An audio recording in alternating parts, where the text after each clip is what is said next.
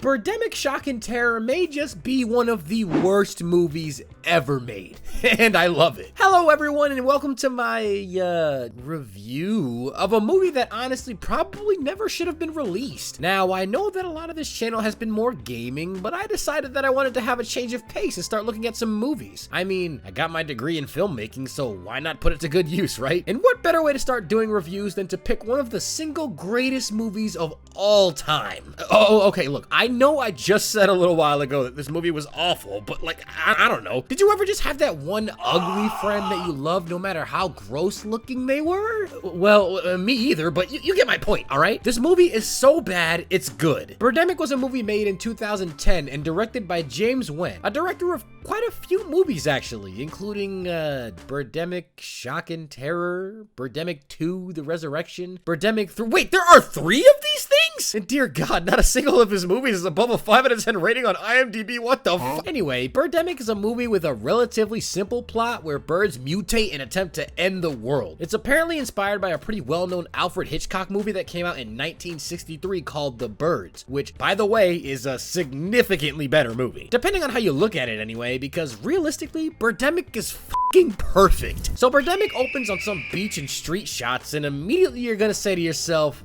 wow, this movie looks like shit. The footage I'm showing you isn't even altered in any way. Straight out of Amazon Prime, this is how the movie appears at the highest resolution. The camera that they use is like insanely low quality. And this is gonna go for the sound quality too. Sometimes you're gonna have no idea what the cast is saying without the subtitles. To be fair, the budget of the movie was only around $10,000, but still, it feels like the movie should look or sound at least a little better than it does with that kind of money. Whatever, back to the opening sequence. We get to see the credits for everyone that worked on this movie as a car drives down multiple roads for almost 4 minutes. Most of it is just one shot from the inside of the car too, so it's not even like you get to see anything exciting as the long list of names slowly pop up on the screen. And the song playing is just this looping, I don't know what wind instrument it is. I'm not an instrumentalist, but it gets old so fast. But this intro is so damn funny because every single time you think it's over, there's more. Like, I'm gonna show you a part of this uncut so you can see what I'm talking about.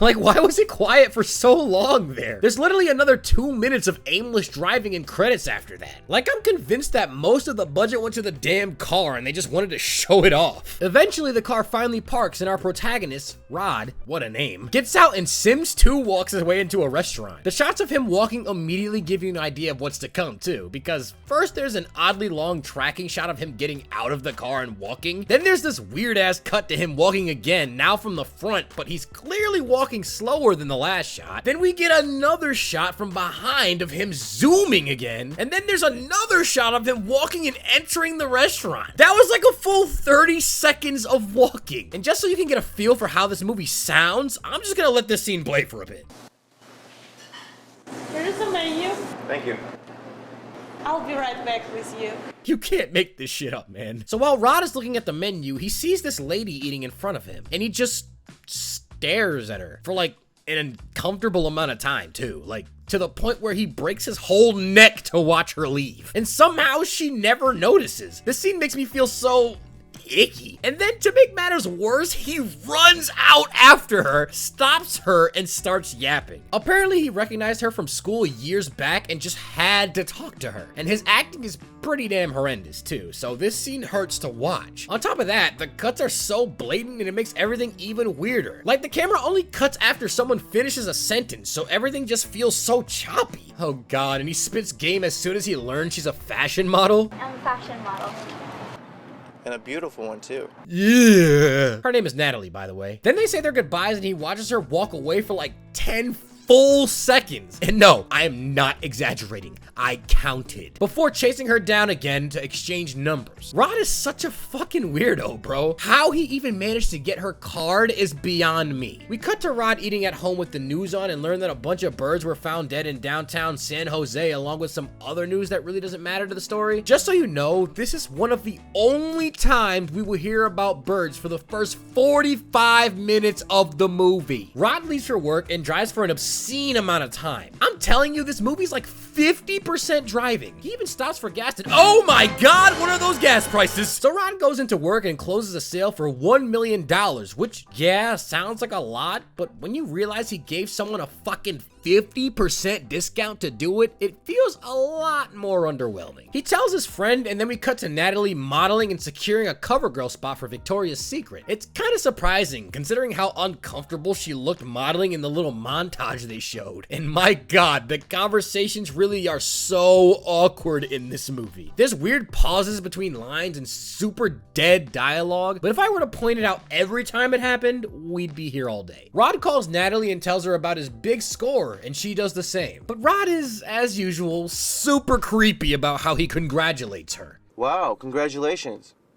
I think you'll look great in those lingerie. He invites her out to dinner and she weirdly accepts. Wait, why is there a fade between shots in the middle of the conversation? Fades are usually used to symbolize the passage of time, but these shots are literally like a second away from each other. Dog, who the fuck edited this? We get to watch Rod and his friend from work play some basketball and it's so cringy, man, but it's so funny. It looks like these two have never played basketball. Rod literally completely bricks the fadeaway jumper. Anyway, this whole scene exists just so Rod can flex that he has a date with a hot girl to his homie. A day without sex is a day wasted, man. Oh yeah, I'm gonna love this guy. Another boring news story about a wildfire that I guess kind of sort of foreshadows something in the future, but it doesn't really matter, like, at all. A man comes to Rod's house to sell him solar panels, and I'm pretty sure this whole scene is only here to show us where Rod gets the idea later to do a solar panel company, blah, blah, blah, boring. But dear God, look how bright this shot is. Oh, who dropped the COD flashbang? Natalie and Rod go on their date and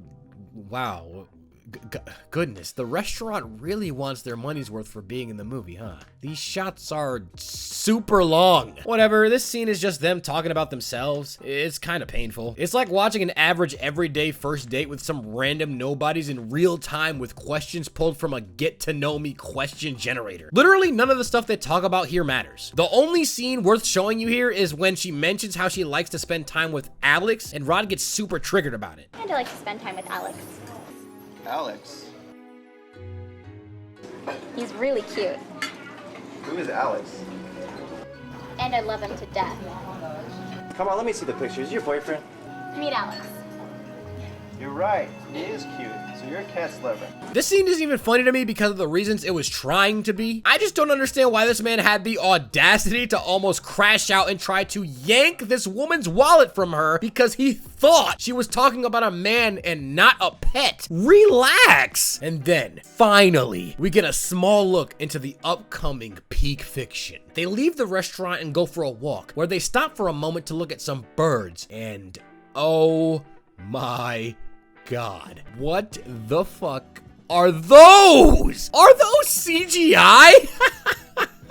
It is just so goofy cutting back to these two admiring these like they aren't just three floating looping GIFs. But trust me when I say this is only the beginning. This movie is going to get so much better. They go to a club and dance for like a 10-second shot against an awful green screen. He walks super awkwardly with her. Seriously, these two have absolutely zero chemistry. He drops her off at home and the day ends. The next day, Natalie talks to her mom, who's literally the best actor in the entire movie. I mean this sincerely, like she deserved to be in a much better movie. Knowing that she passed away and this is her highest rated movie genuinely makes me sad. Just look at how much effort she's putting into her lines in these scenes. Oh, honey, you know, I've always been supportive of your modeling career. It's just such a tough business to be in. She got robbed, man. Anyway, Natalie tells her about her new boo thing and her new job opportunity. What's that smile all about? I don't know what you're talking about, Mom. Man, they couldn't even add any room tone there for this awkward silence part. No, just gonna leave this as is. Okay. Cut to Rod's friend banging some girl that we immediately learn is Natalie's friend. Wow. Small world. Natalie calls her to ask her to go on a double date, which we can barely hear, by the way, because the outside noise and the music are so loud over her voice. Listen, you want to go on a double date with me? I don't know. Why? I just met this guy, Rod, and he's terrific. Regardless, her friend agrees. Then one of my favorite scenes happens. We jump to Rod's workplace and his, boss? I don't know. This guy says that their company acquired some software for $1 billion, and the movie gives us way too many clapping angles. This scene goes on for so long that I really feel like I just have to let it play all the way out for you to really understand why I find it so fucking hilarious. For $1 billion. Billion.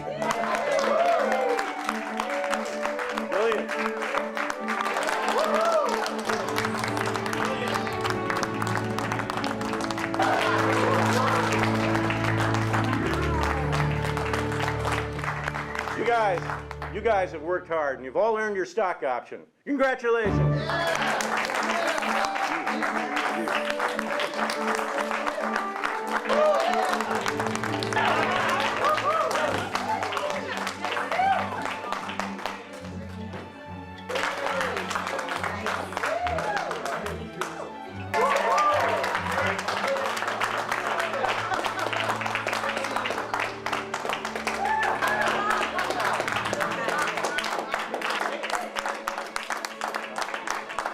Like, what is that scene? Some of these shots are the same shot from a different angle. Also, a little later, Rod's friend says he should get a new Ferrari with his new wealth to impress Natalie, and Rod says, She's my hot Ferrari. the dialogue in this movie is so fucking bad, bro.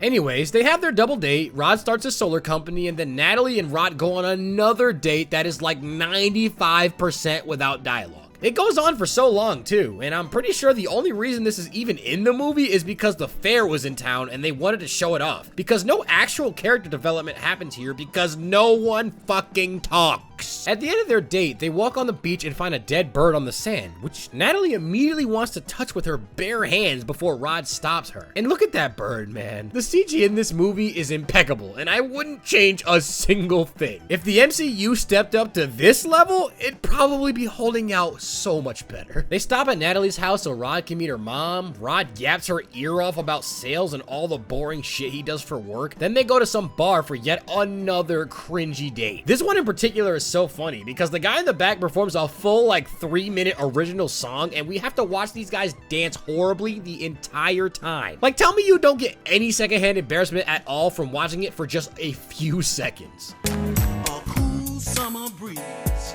making me feel at ease.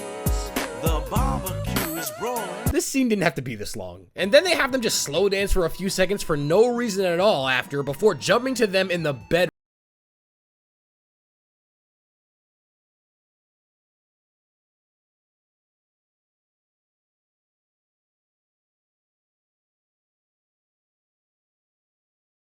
You look fine.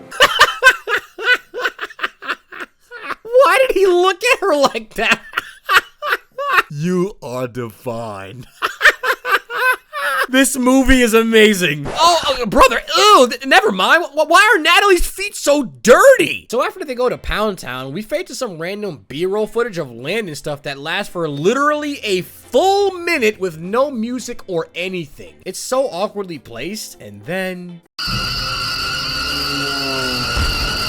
Did a bird just fucking crash and explode with an airplane sound effect? It's time, guys. It's time for you to see why this movie is truly special to me. I could probably just end this review right here. That clip right there might have been enough to sell you on my opinion, but I feel like I could do more. There's still more evidence in these next 45 minutes of movie. Trust me. So the birds, oh my God. Hold on. Give me a second. So the birds surround the hotel that Rod and Natalie are staying in and wake them up from their slumber. They barricade the window with the bed because Right, yeah, obviously that would work, and they just wait out the birds until they leave. The next morning, they run to a nearby room and meet two new characters that you probably shouldn't get too attached to. Not like you could anyway, I guess, since character death doesn't really even exist in this movie, but their names are Ramsey and Becky. Ramsey says that they can leave in his van outside and recommends that they take arms against these monstrosities. I mean, sure, I guess metal hangers could work if you bend them the right way and try to make them into sharp staffs, so we're just gonna swing them like baseball bats and brass knuckles. Okay. Also, this looks so goofy, man. This has got to be the most unconvincing shot I have ever watched in the history of thriller movies. Somehow they all survive, get in the van, and drive off where you have a machine gun? Why do you just have a fully loaded AR in your back seat? Hello? And a pistol? Multiple pistols? We learn much later that Ramsey used to be in the Marines, but that honestly does not explain why he just has all of this stuff conveniently in his day-to-day van. These guns are magical too, by the way, because not a single time do they ever have to reload during the entire movie. While they're driving, Ramsey spots dead people on the side of the road, then says they should see if there are any survivors. I know this is really nitpicky, but like, if you know the people on the side of the road are dead, why would you look for survivors? These lines make no sense together. Whatever. They get out and check and find this little girl just kind of chilling here under the car, all scratched up. The subtitle said she was crying, but I don't know. She doesn't look all that sad to me. She tells Rod that the birds killed her parents and she's therefore too scared to leave. And suddenly, the birds start flocking. They're screeching and cawing so obnoxiously loud, but there is absolutely no sense of danger because they always swoop super close to the camera and then are nowhere near the cast in the following shot. A boy suddenly starts screaming from a car that Ramsey was checking, begging someone to let him out. For some fucking reason, he was locked in the damn trunk. And for some reason, he only waited till the birds started attacking to alert anyone of his presence. I promise you, that boy just warped from another dimension into that trunk and just wasn't initially there. Ramsey lays some cover fire for the two of them as they get back to the van and... What the hell? What was that? Bro, come on, dog. This can't be serious. Everyone makes it safely to the car.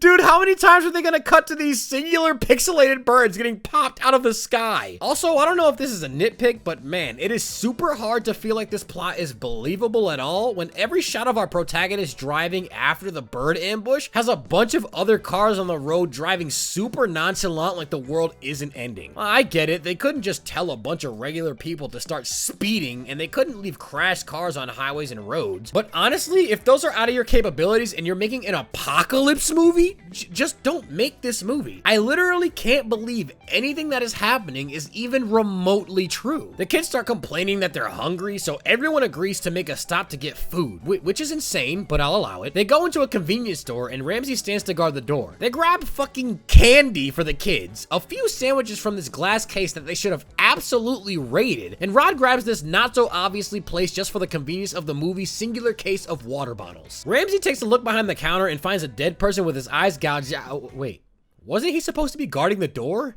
Oh, never mind. He's just magically back at the entrance. My bad. Must have just hallucinated that last scene because otherwise that man has teleportation powers. The birds start attacking and what was the girl looking at greeting cards? And is Natalie looking at wine? Why are they wasting time? Ramsey sprays his AR, kills a bird, then everyone files into the van where Ramsey and Natalie lay some cover fire and bro, why is Natalie shooting like that? The recoil on that does not work like that. And why is the window literally up in one shot and suddenly down in the next one? They drive to a park and get out of the car for a picnic.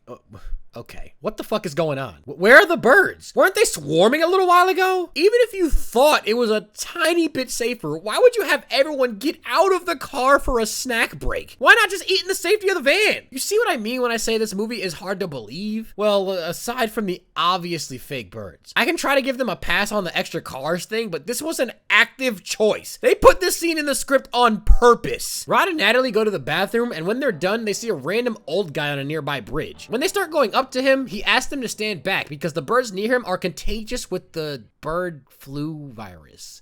Okay. They don't listen and walk up to him anyway, where they invite him to talk at the picnic area. I don't know why, but he agrees to do it. Really? This guy's whole purpose is to be the cliche science guy that talks their ear off about how the birds are like this because humans did this and that global warming did that and blah, blah, blah. It feels so forced and it goes on for so long. I'm not worried about those black birds. They're not the dangerous animal.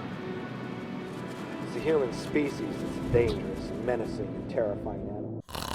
It's not even done in a way that makes me care about real life. Just give me my evil CG birds back, please. The worst part is he literally talks for like 5 minutes of real time and then leaves the movie. The group just drives off. He actually added nothing to the movie. The absolute definition of a complete waste of time. Anyway, while they're driving, the movie suddenly cuts to them sitting in place where Ramsey asks where Becky went. Apparently in that little fade between shots they did, she went to the bathroom outside of the van. And I gotta say, this line genuinely made me laugh. I don't know if it was supposed to, but it was so funny. She's taking a shit. This is also where Ramsey reveals he was in the Marines. Or, well, Rod asks why he isn't in the Marines anymore because he's such a good shot. Don't know when Rod learned the Marines thing. We never saw it, but whatever. Cut to Becky and Natalie picking a spot for Becky to poop. Natalie offers to cover her and like 0.5 seconds later, Becky gets swiped by a bird and dies. Natalie literally had one job, dog. And why was this bird the first of all the birds in the entire movie to start off flying low and quietly? What the hell? I can't give Natalie a pass though, because if she was paying attention like she was supposed to be, this would never have happened. I love her reaction after realizing she's dead too. Oh my god, she's dead. Wow, you sound so upset. She runs to the van to tell the others the news and says that she couldn't do anything. She's dead. We all know that's not true though. We saw what happened. Then Ramsey hauls ass like Tom Cruise to find his dead girl. He checks her body, shakes his head a little bit, then runs back to the car saying they gotta go because the birds are back. Bro, he had even less of a reaction than Natalie. At least she was crying when she ran back. Oh wait, no. He punches the dashboard when they get to a safe place and... The Eagles killed Becky. Really earning that paycheck, huh, buddy? He's doing a way better job than Rod, though. Can you show a little bit of emotion for this guy, homie? Maybe a frown? No? Okay. They drive some more and spot a bus with people being attacked by birds, so Ramsey says they should stop and help them. Rod says it's a bad idea because they don't have space in their car, which is weird because no one ever said anything about taking them with them, but whatever. And then Ramsey's defense is... They killed Becky. What if it was Natalie? What the fuck does that have to do with this? Revenge? You think getting revenge on these few birds is worth anything in the grand scheme? They are birds. There are thousands of them attacking you. They shoot until the birds disappear. And no, I'm not kidding. They're literally there in one shot and gone in the next. The people on the bus that were just begging to be helped suddenly say they don't want to get off the bus anymore because it's not safe. Ramsey gets on and drags everyone off the bus as they scream how much they don't want to leave. And by the way, I don't know why they get up so willingly when he grabs them. It doesn't really seem like they wanted to stay, if you ask me. Once they get out, Ramsey starts spraying at the birds and suddenly this yellow goop hits them? I don't know what this is. There's literally a shot of the birds flying at them and then they just get sprayed. Whatever it was though, it makes Ramsey drop his gun and they all start screaming and grabbing their faces.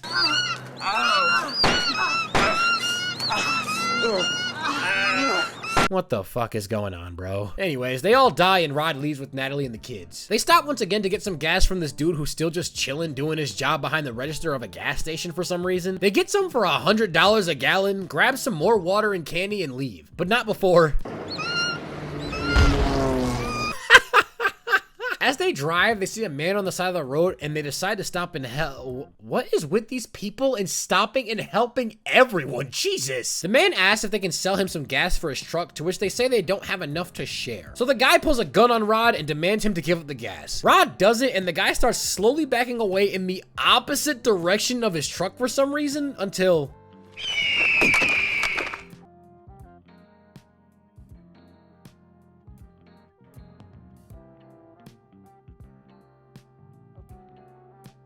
No one can convince me that this isn't one of the greatest movies of all time. Seeing what happened to the man, they escape as fast as possible, leaving the gas for some reason. It was laying right there. Just grab it first before you go. You paid a lot of money for that gas. How are you just gonna leave it there, dude? Later, they stop once again to get fresh water from a creek, which...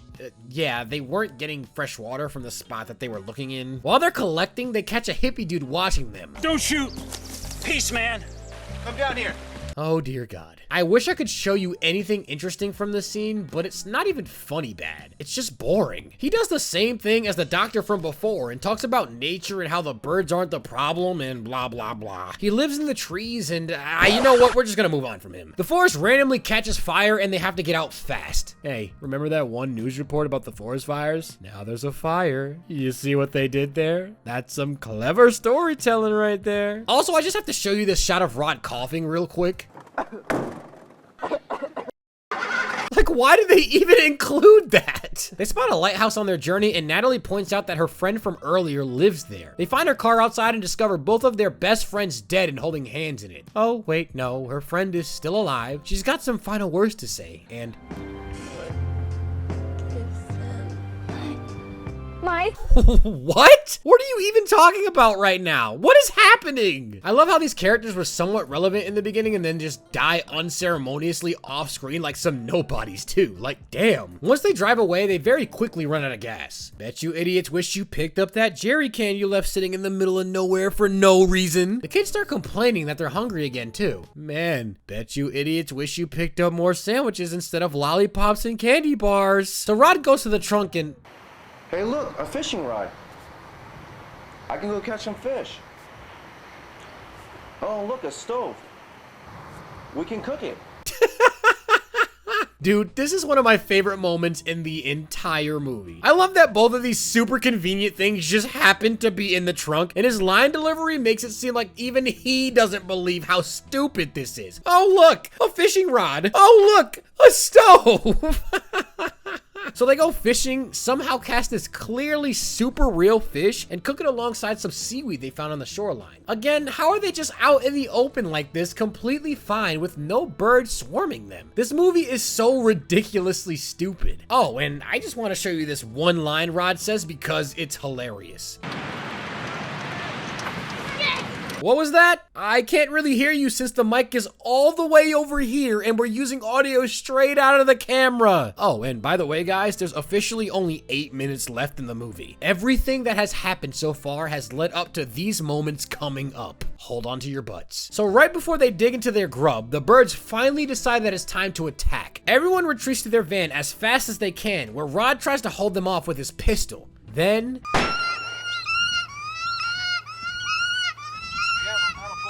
Now you're out? You did all this spraying without a single reload and now you're out of bullets? Whatever. Also, look at how the kids are just bouncing off the walls while the camera shakes. This looks so goofy, man. This does not look like the birds are shaking the van around. And then while they're trying to wait out the birds, this happens.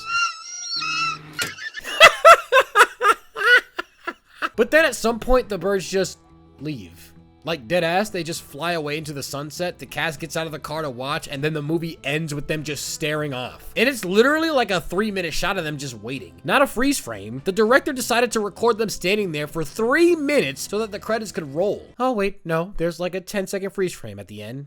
My bad. And I love how Natalie is like, why do you think the birds left? And there's just no response. Even the writer of the movie didn't have an explanation for this BS. He just wanted it to end. And yeah, that's it. That's how Birdemic ends. I gotta admit, the ending is definitely pretty underwhelming. But this movie will always hold such a special place in my heart. The acting is terrible, the audio and camera quality are shit, the story is written poorly, and the CGI birds are absolutely horrendous. But what I love about this movie is the fact that it isn't a satirical film or anything. It was supposed to be taken completely seriously, and yet it's literally impossible to do so. It's one of the funniest thrillers I have ever watched, and I will never stop showing this movie to anyone who's willing to suffer through it. Would I recommend you watch this movie? No, I think if you saw this review, this is probably all you really need. And please like the video if you enjoyed it. But if you just want a good laugh at one of the worst pieces of fiction ever created, grab a group of your friends and throw this on. Just maybe don't try to watch it alone. And don't take it seriously either. So what would I rate Birdemic Shock and Terror? I'm,